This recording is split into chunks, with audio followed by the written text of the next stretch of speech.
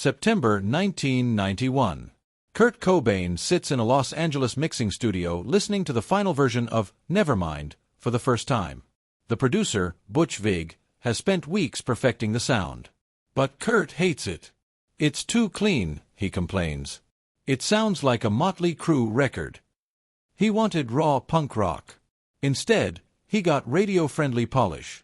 The label loves it. Kurt is furious.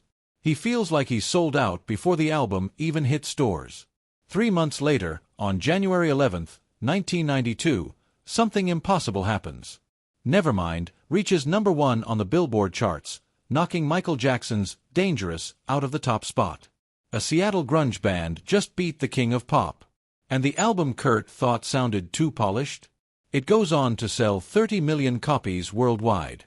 Subscribe now, because the story of how Nirvana's biggest success became Kurt Cobain's biggest regret will change how you hear Nevermind forever. I'm Butch Vig, producer. It's June 1991, and I'm at Devonshire Studios in North Hollywood, trying to mix Nirvana's second album, Nevermind. We've just finished recording at Sound City Studios. The sessions went brilliantly. Dave Grohl's drumming was thunderous. Chris Novoselic's bass was powerful. And Kurt Cobain's vocals and guitar were raw and emotional. Now comes the crucial part, mixing. This is where we balance all the instruments, add effects, and create the final sound that millions of people will hear. But there's a problem. Kurt is sitting right behind me in the control room, and he hates everything I'm doing. Turn all the treble off the guitars, he tells me. I want it to sound like Black Sabbath. I pause. If I remove all the high frequencies from the guitars, they'll sound muddy. The clarity will disappear. The songs won't cut through on radio. Kurt, I say carefully, if I do that, the guitars are going to sound too dark. They won't have any presence. He doesn't care. He wants it raw, rough, punk rock. Then he tells me to bury his vocals lower in the mix. This drives me crazy. Kurt's voice is the most powerful element in these songs. His vocal performance is as intense as the drums, the bass, the guitar. It deserves to be front and center. You can't bury your voice, I argue. Your vocal is what makes these songs work. People need to hear you. We go back and forth like this for days. Kurt wants the album to sound underground, unpolished, authentic. He's terrified of sounding too mainstream, too commercial. I understand his concern. Nirvana just signed with DGC Records, a subsidiary of Geffen, a major label. In the punk rock world Kurt comes from, signing to a major label is considered selling out. Kurt is caught between two worlds.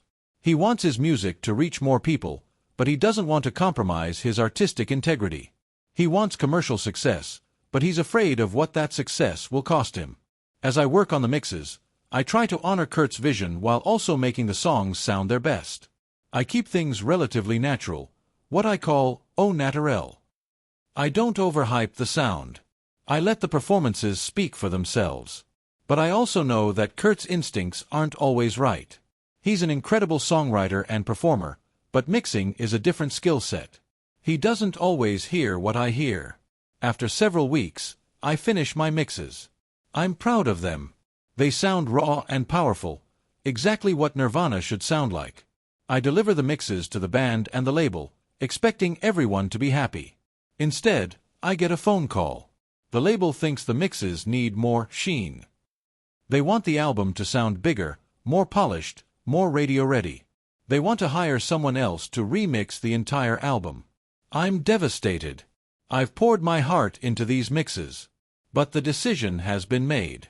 DGC sends over a list of potential mixing engineers. The list includes some of the biggest names in the industry. Scott Litt, known for his work with R.E.M., Ed Stasium, The Smithereens, Don Gehman, Bob Clearmountain, Tom Lordalg. These are all respected engineers who've worked on massive hit records. Any one of them could give Nevermind the polish that the label wants. Kurt and I look over the list together. We're both frustrated. Neither of us particularly wants to bring in someone new. Then, at the bottom of the list, we see a name that catches Kurt's attention. Andy Wallace/Slayer. Kurt's eyes light up. Call that guy, he says immediately. Andy Wallace mixed Slayer's Seasons in the Abyss, one of the heaviest, most aggressive metal albums ever made. If anyone can make Nevermind sound powerful without making it sound too polished, it's him. We make the call. Andy Wallace agrees to remix the album. What none of us realize is that Andy Wallace's mixes will transform Nevermind into something entirely different from what Kurt originally envisioned. And Kurt will never forgive him for it. I'm Andy Wallace, mixing engineer. When I get the call to mix Nirvana's Nevermind, I'm intrigued. I've heard the rough mixes. The songs are incredible, raw, powerful, melodic. But the production could be bigger, cleaner, more impactful. That's my job. I take great performances and make them sound even better through technical precision and creative mixing choices. When I start working on Smells Like Teen Spirit, I immediately hear opportunities to enhance the sound. Dave Grohl's drums are thunderous, but they could be even more powerful. I add some carefully selected samples, just subtle ambience to give the drums that gunshot effect. The kind of punch that makes you feel the drums in your chest. I use compression on the drums to even out the dynamics. This makes them sound consistent and powerful throughout the entire song. For Kurt's guitars, I clean up some of the noise and use EQ to make them cut through the mix more clearly. The riff needs to be the centerpiece, loud, aggressive, impossible to ignore. And for Kurt's vocals, I add a touch of reverb, darker and longer in the choruses to create a sense of arena-sized space. I also carefully balance his double-tracked vocals in the chorus to make them sound huge and powerful. One of my signature techniques is using delay on the cymbals. I add a short delay line effect that gives the cymbals a shimmering quality. It's not quite an echo, the time span is shorter. It offsets the cymbal hit just slightly, creating a pitch wobble that makes the crashes sound massive. The result is a mix that sounds clean, polished, and radio-ready. Every instrument has its place. Nothing is muddy or buried. The songs sound like hit records. When I finish, I send the mixes to Butch Vig and the band. At first, everyone loves them. The label is thrilled. This is exactly the sound they wanted, commercial without being compromising, accessible without being sellout. Even Kurt initially seems pleased. According to Butch Vig, Kurt was practically cartwheeling with joy across the studio floor when he first heard the final mix of Smells Like Teen Spirit. The songs sound incredible, powerful, ready for prime time. But then something shifts. As the release date approaches, Kurt starts to have second thoughts. He listens to the mixes again, and with each listen, he likes them less. The album sounds too clean, too polished, too mainstream. It's such a perfect mixture of cleanliness and nice, candy-ass production, Kurt will later tell biographer Michael Azerrad. It may be extreme to some people who aren't used to it, but I think it's kind of lame myself. He starts calling the album a sellout. He tells people it sounds closer to a Motley Crue record than a punk rock record. This criticism stings. I didn't make Nevermind sound like hair metal. I made it sound like a great rock album, punchy, clear, powerful. But Kurt doesn't see it that way. In his mind, I took his raw punk rock vision and turned it into commercial product. The irony is that my mixes are exactly why Nevermind became a massive success. Radio stations loved the clean production. MTV loved the polished sound. Mainstream audiences connected with the accessibility. If Nevermind had sounded the way Kurt originally wanted, muddy guitars, buried vocals, raw and unpolished, it might never have broken through to a mass audience. But Kurt doesn't want to hear that. He wants to believe that his music succeeded despite the production, not because of it. On September 24, 1991, Nevermind is released. DGC Records ships 46,251 copies to American record stores and 35,000 copies to the UK. The label's expectation is modest. They hope to sell around 250,000 copies total, about the same as Sonic Youth's album Goo, which was considered a success for the label.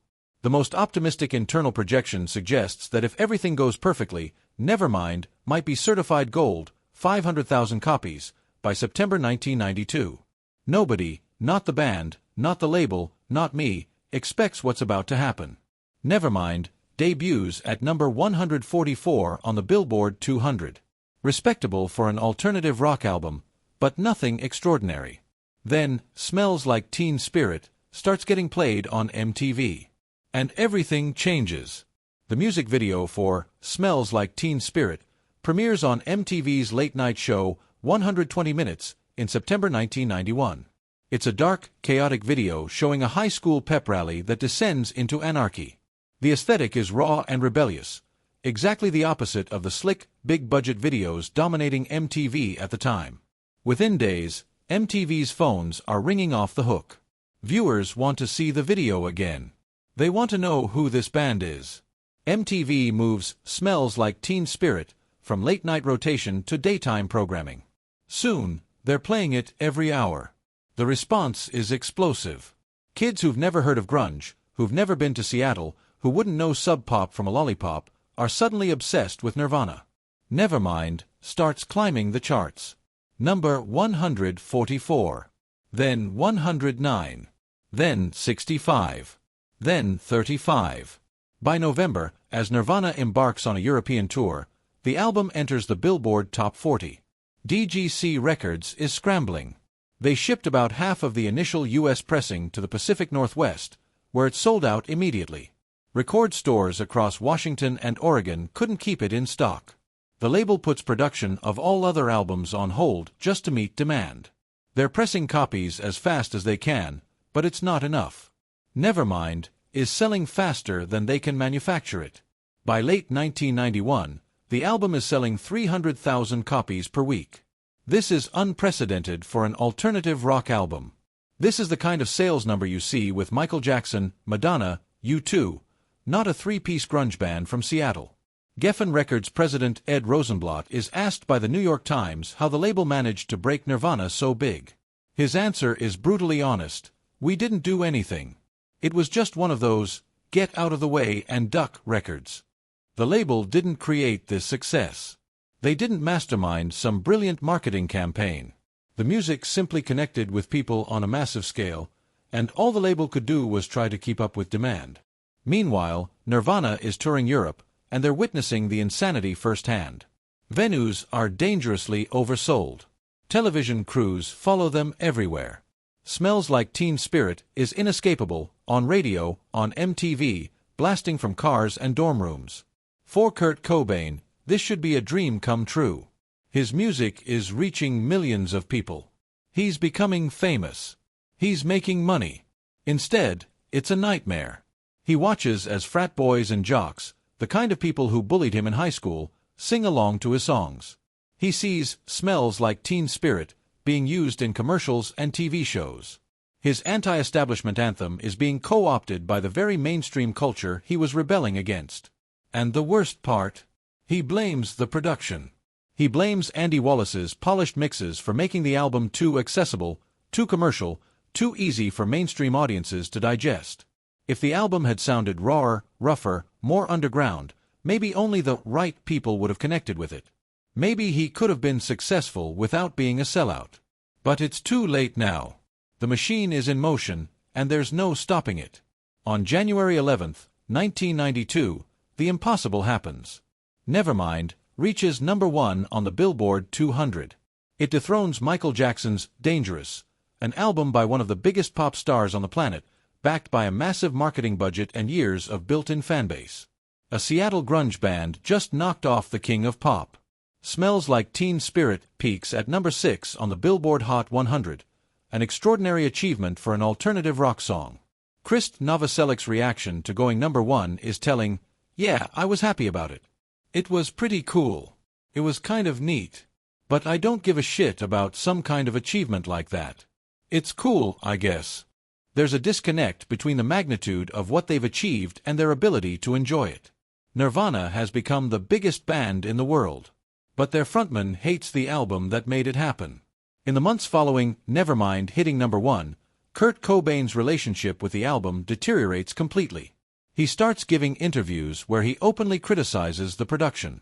He tells journalists that the album is overproduced, too polished, too commercial. He complains that it sounds nothing like what he originally envisioned. The raw, punk rock aesthetic he wanted has been replaced with radio-friendly sheen. But there's a problem with Kurt's narrative.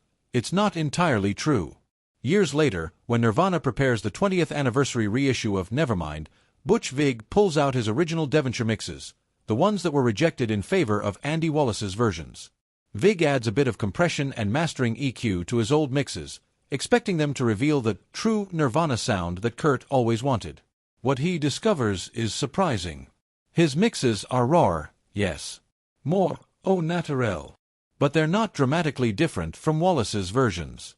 The performances are identical, same guitars panned left and right, same vocal doubles, same arrangements. The biggest differences are technical. Wallace's drums hit harder, his cymbals shimmer more, his vocals sit more prominently in the mix. When Vig plays his original mixes for the band and management, they like them. They decide to include them on the reissue as a bonus. But even Vig admits, in the end, my mixes are just a little more primal sounding than the album version. The reality is that both versions sound like great rock albums. The difference between raw punk rock and commercial sellout is surprisingly subtle. So why did Kurt hate Andy Wallace's mixes so much? The answer has less to do with the actual sound and more to do with what that sound represented. Wallace's polished production made Nevermind accessible to mainstream audiences. And mainstream success made Kurt feel like he'd betrayed his punk rock roots. He needed someone to blame for his own success. And the easiest target was the production. Steve Albini, the producer who would later record Nirvana's third album, In Utero, offers a fascinating perspective. Albini is known for his raw, unpolished production style, the anti-Andy Wallace. He's a purist who believes in capturing bands exactly as they sound, without studio tricks or polish. But even Albini defends Wallace's work on Nevermind. On his recording studio's message board, Albini writes about working with Nirvana on In Utero. While we were working on In Utero, the band would occasionally play other recordings of theirs in the control room. They had a cassette of the rough Butch Vig mix of Nevermind, and it sounded maybe 200 times more ass-kicking than what I remember of the released version. Wait. Steve Albini, Mr. Raw Production himself, thinks Vig's rougher mixes sound better than Wallace's polished versions? This validates Kurt's instinct, right? Not exactly. Because Albini goes on to defend Vig's original work while also acknowledging that Wallace's mixes accomplished what they were designed to do: make the songs huge and radio-ready. The truth is that both approaches have merit. Vig's mixes captured the raw power of Nirvana's performances. Wallace's mixes made those performances accessible to millions of people who might never have discovered the band otherwise. Kurt wanted to have it both ways: massive success with underground credibility, commercial reach with punk rock authenticity. But you can't have it both ways. Or at least, Kurt couldn't figure out how to have it both ways. The more successful Nevermind became, the more he resented it. The album sold 10 million copies in the US alone, 30 million worldwide. It became one of the best-selling albums of all time. And Kurt spent the rest of his career trying to undo that success. By 1993, Kurt Cobain has a plan. He's going to make an album that's the complete opposite of Nevermind. An album so raw, so abrasive, so unmarketable that it will drive away the mainstream fans who jumped on the bandwagon. He's going to make the album Nevermind, Should Have Been. For the producer, Kurt chooses Steve Albini, a man famous for his anti-commercial production philosophy. Albini has recorded some of the harshest, most uncompromising albums in underground rock. Perfect. Nirvana records In Utero with Albini in February 1993. The sound is exactly what Kurt wanted: raw, rough, abrasive. The guitars are noisy and distorted. The vocals are less polished. The production is deliberately unpolished. Kurt is thrilled. This is authentic Nirvana. This is what Nevermind should have sounded like. There's just one problem: the label hates it. DGC executives are horrified when they hear the rough mixes. This doesn't sound like a follow-up to a multi-platinum album. This sounds like a commercial disaster. They pressure the band to remix the album. Make it more accessible, more radio-friendly. Kurt resists. This is exactly the kind of label interference he was afraid of. He wants to release In Utero as is, in all its raw, unpolished glory. Eventually, a compromise is reached. The band agrees to have Scott Litt, REM's producer, remix two songs, Heart-Shaped Box, and All Apologies, the planned singles. The rest of the album stays raw. When In Utero is released in September 1993, it debuts at #1 on the Billboard 200. Despite Kurt's best efforts to make an uncommercial album, it's still a massive success.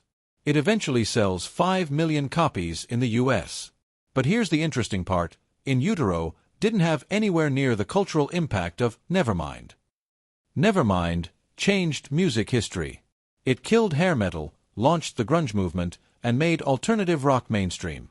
In Utero was well received by critics and sold well, but it didn't transform culture the way Nevermind did. The polished production that Kurt hated so much was actually a crucial part of Nevermind's success. Andy Wallace's mixes didn't betray Nirvana's vision. They amplified it. They took great songs and made them sound massive, powerful, and impossible to ignore. Without Wallace's production, Smells Like Teen Spirit might have been just another alternative rock song on college radio. With Wallace's production, it became an anthem that defined a generation. More than 30 years after Nevermind was released, the debate about its production continues. Was Andy Wallace's polished mix a betrayal of Nirvana's punk rock ethos? Or was it the secret ingredient that made the album a world-changing success? The answer is both. Wallace's production absolutely made Nevermind more commercial and accessible. His clean, punchy mixes helped the album break through to mainstream audiences who might have been turned off by raw production. But that commercial accessibility is also what allowed Nirvana's message to reach millions of people. Think about it. How many kids discovered punk rock, underground music, and alternative culture because they first heard Smells Like Teen Spirit on MTV? How many people who would never have set foot in an indie record store bought Nevermind at a mainstream retailer and then went on to explore the underground music scene? Nevermind was a gateway drug, and the polished production was what made it palatable to mainstream audiences. Kurt Cobain never fully accepted this. He spent the rest of his career uncomfortable with his own success, trying to reconcile his desire to reach people with his fear of selling out. But here's what Kurt never seemed to understand: authenticity and accessibility aren't mutually exclusive. Nevermind succeeded not in spite of being accessible, but because the raw emotion and authentic songwriting came through even in the polished production. You can't polish away genuine feeling. You can't production trick your way to writing songs like Come As You Are, Lithium, or Smells Like Teen Spirit. The reason Nevermind connected with so many people wasn't because Andy Wallace made it sound good. It was because Kurt Cobain wrote incredible songs and performed them with devastating emotional honesty. Wallace just made sure people could hear that honesty clearly. Today, Nevermind is considered one of the greatest rock albums of all time. It's been certified diamond, 10 times platinum, in the US. It's in the Library of Congress's National Recording Registry. It's on every best albums list ever published. And people still debate the production. The 20th anniversary reissue included Butch Vig's original Devonshire mixes, giving fans a chance to hear the rougher version of Nevermind that Kurt originally preferred. Some fans love the Vig mixes.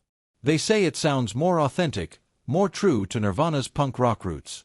Other fans prefer the Wallace mixes. They say it sounds bigger, more powerful, more impactful. Both groups are right. But there's one fact that's undeniable. It was Andy Wallace's polished version that knocked Michael Jackson off the #1 spot. It was Wallace's mixes that got played on MTV and radio stations across the world. It was Wallace's production that helped alternative rock break into the mainstream. Kurt Cobain may have hated how Nevermind sounded, but that sound changed music history. Sometimes the thing an artist hates most about their work is the very thing that makes it successful. Sometimes polish and accessibility aren't the enemy of authenticity. They're the delivery system that allows authenticity to reach the people who need it most. Subscribe to honor the legacy of albums that changed music, even when their creators didn't fully appreciate them. Like this video if Nevermind changed your life. Turn on notifications for more stories about the records that shaped generations.